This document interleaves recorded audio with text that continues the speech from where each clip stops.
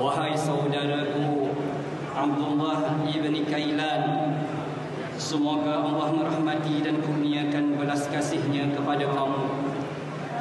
Ketahuilah bahawa nikmat, kesedapan dan keseronokan dunia telah hilang daripada kamu, dan kini kamu berada di sempadan akhirat dan tinggal di sini hinggalah datangnya hari kiamat.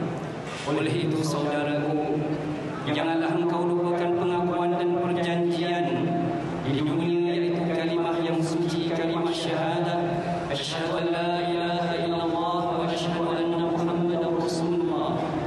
Ketahuilah wahai saudaraku bahawa mati itu benar, masuk ke liang kubur itu benar, soalan mungkar nakir itu benar, dibangkitkan semula di padang mahsyar dan diadili segala amal perbuatan di dunia itu juga benar, melalui titian sirat itu benar, balasan nikmat syurga dan pembalasan siksa neraka itu semuanya benar.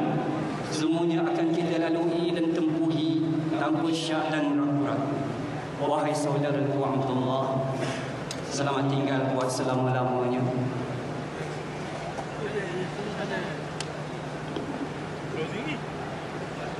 Kami serahkan kamu kepada Allah yang Maha Esa.